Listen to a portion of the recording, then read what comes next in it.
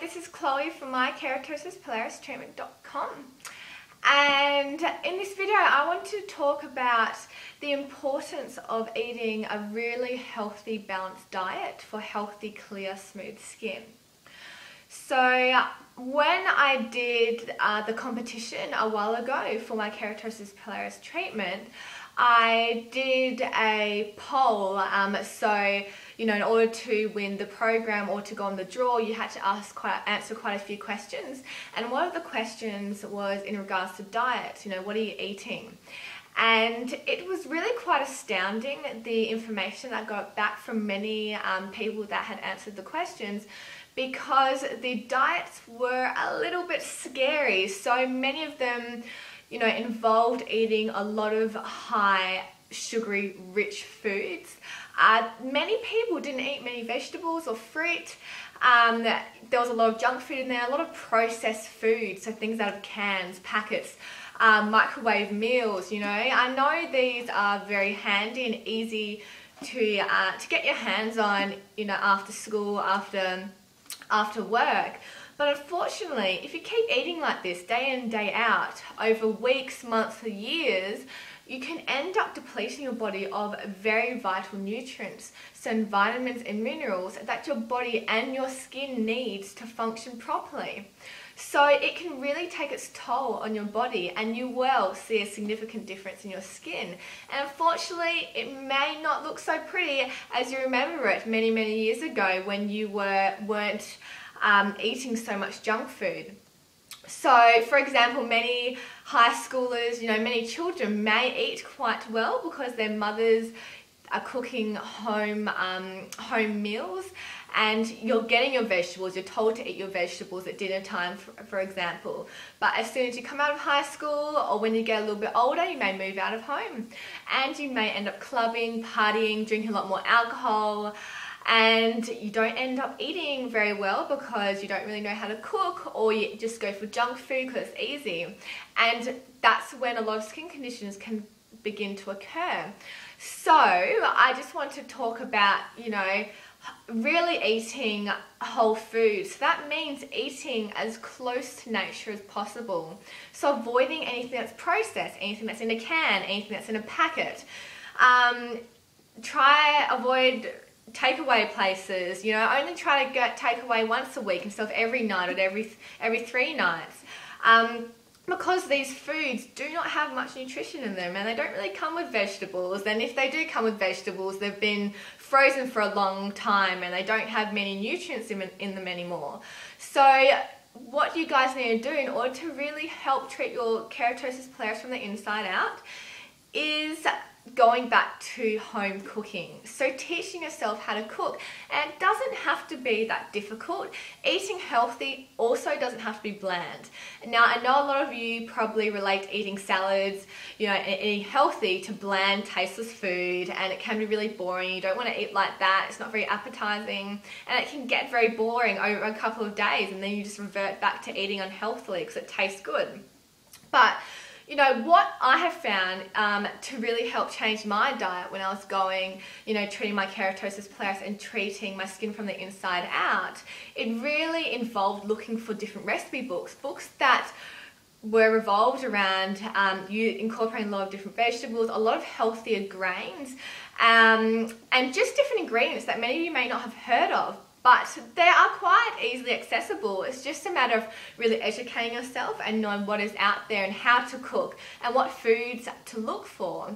So not all recipe books are extremely nutritious, and so I want to share with you a book that I have found to be my saviour when it comes to cooking. It's called the Whole Life Nutrition Cookbook. So it's by Elissa Sergerstein and Tom Molter. I don't know if I pronounced that right.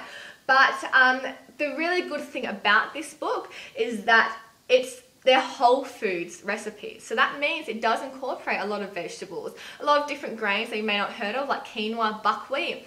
These grains are so nutritious. They are extremely high in nutrients, vitamins, minerals. Not only that, but they're usually low GI. So that means they're not refined. They're not high in refined carbohydrates that can lead to weight gain. they are much healthier for you. And for example, quinoa is one of the highest protein grains that you can get your hands on. So it's really good for losing weight, but it's just a fantastic alternative grain that is so healthy for you. It's a whole food. So this has 200 recipes in it, and they are very healthy, and it definitely teaches you how to eat whole foods that not only nutritious, but they taste really, really good. So this is a book that I have used over the past, and it's definitely opened my eyes to teach me how to cook a lot better and how to make healthy eating taste really good, because I know my fiance didn't really like some of the food that I used to cook a while ago because it was very bland. I didn't know how to cook, and when you're cooking like that, it can be a bit depressing and really hard to stick to. So, you know guys, eating whole foods is so important for your skin. You need, for example, nutrients like vitamin A, beta carotene, zinc, which is important for transporting vitamin A around the body for healthy skin. Essential fatty acids, so your omega-3s, your omega-6s, all of these nutrients are so important for treating keratosis pilaris and maintaining healthy skin barrier function. And there's only two ways your body can get that. It's either through your diet or through supplementation. So the best place to start is to make sure you're eating a balanced diet where you're getting all of these nutrients so that your body can use those nutrients for building blocks for healthy skin. So, you know, if you're going to start anywhere from treating your keratosis pilaris from the inside out, you need to take a really good hard look at your diet and see what you can improve. How can you improve it? You know, start reducing sugar intake, stop eating so much chocolate, ice cream, you know, try to avoid soft drinks, for example. You know, start cooking for yourself, eating really, really healthy, nutritious dishes, making sure you're eating 5 vegetables and 2 fruits a day, ensuring that you're drinking a lot of water every day. So these are things that we've heard over and over and over again, but unfortunately many of us just don't seem to do it because it's too hard, we don't make time, we make excuses. But if you are really, really wanting to change your skin and get your skin healthier, clearer, start with a diet. So that's my main tip today, guys, and I hope you take it on board. So take your time changing your diet. It usually doesn't happen overnight. It's not usually that easy, but slowly start making changes, and you'll not only notice your skin getting healthier, glowing a bit more, it's not as red, not as bumpy, but you will feel way better, you'll have more energy. So you will physically feel a lot better and a lot healthier.